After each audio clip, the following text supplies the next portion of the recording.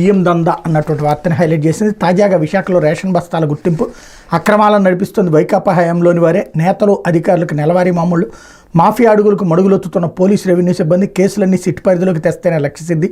Ration బియ్యం అక్రమ రవాణాను వ్యవస్థీకృత నేరంగా పరిగణిస్తామని ప్రభుత్వం హెచ్చరిస్తున్న రాష్ట్రమంతటా వీళ్ళు అనుకున్న మాఫియా ఖాతరు చేయడం లేదు. ఇప్పటికీ వేలాల్లో బియ్యం బస్తాలు అక్రమంగా తరలిస్తూ మిల్లుల్లో నిల్వ చేస్తుంది.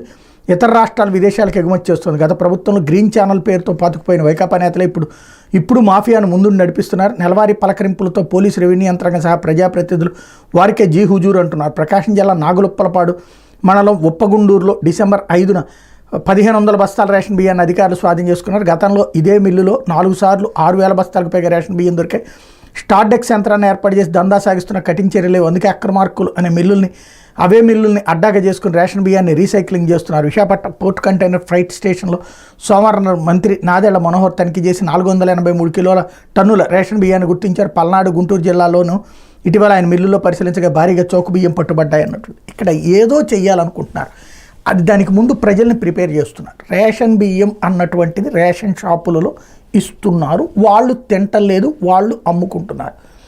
ఇది ఓపెన్ బహిరంగ రహస్యం. వాళ్ళు అమ్ముకున్న తర్వాత కొనుక్కుంటున్నారా, కొనుక్కున్నోడు ఏం చేసుకుంటాడన్నటువంటి దాంట్లో ఎలాంటి చట్టము లేదు. దాని ప్రకారం అంటే రేషన్ బియ్యం వాళ్ళు అమ్మకూడదు, కొనుక్కోకూడదు అన్నటువంటి చట్టమే లేదు కదా. కాబట్టి రేషన్ బియ్యం ఎగ్గొట్టడం కోసం ఈ తరహా డ్రామాలు ఆడుతున్నారు. భారీ ఎత్తున రేషన్ కార్డుల కోత కోసం ఈ తరహా వార్తలతో కథ నడుపుతున్నారు. స్టార్టెక్స్ యంత్రాలు అంటే దేనికి చేస్తారు? ఆ బియ్యాన్ని పాలిష్ పెట్టి, అంటే ఇప్పుడు 100 కిలోల బియ్యాన్ని కనుక పాలిష్ పెడితే 75-80 కిలోలు వస్తుంది. అంటే ఆ తౌడంతా పోను ఇంకొకసారి అది సన్న బియ్యం కిందకి మారుతుంది. అంటే మళ్ళీ అది అమ్ముకుంటున్నారు. మరి ప్రభుత్వమే అది ఎందుకు చేయలేకపోతుంది? ఇక్కడ లోపం ఎక్కడుంది అంటే ప్రభుత్వం సరిగ్గా ఆలోచించలేకపోవడం. అదే స్టార్డెక్స్ యంత్రాలతో అదే ప్రభుత్వం అదే బియ్యం ఇవ్వచ్చు, సన్న బియ్యం. అట్లా కాకుండా జరుగుతుంది.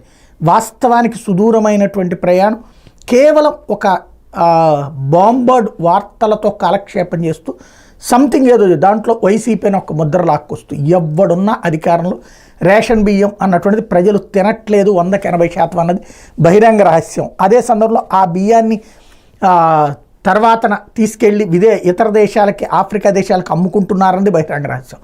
పరిష్కారం కాకుండా ఏదో ఒక అంశం కోసం ఇదంతా తీసుకెళ్తున్నట్టు కనబడుతుంది.